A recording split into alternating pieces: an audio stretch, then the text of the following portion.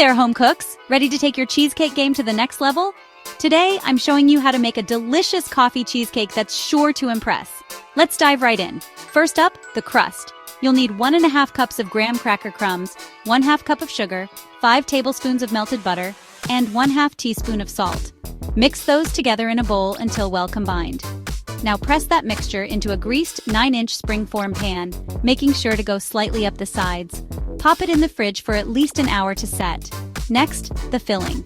In a large bowl, beat together 12 ounces of softened cream cheese, 1/2 cup of sugar, and 2 tablespoons of Java coffee concentrate until smooth.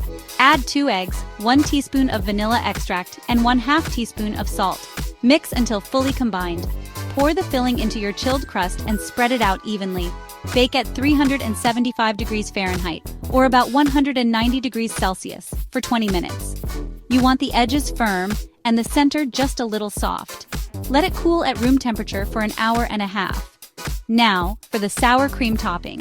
Mix 1 3/4 cups of sour cream, 2 tablespoons of sugar, 1/2 teaspoon of vanilla extract, and 1/2 teaspoon of salt in a small bowl. Smooth this over your cooled cheesecake. Finally, let your cheesecake cool completely outside the fridge, then refrigerate overnight.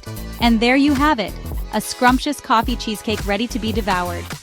Don't forget to like, subscribe, and share your cheesecake creations with me. Thanks for tuning in and happy baking.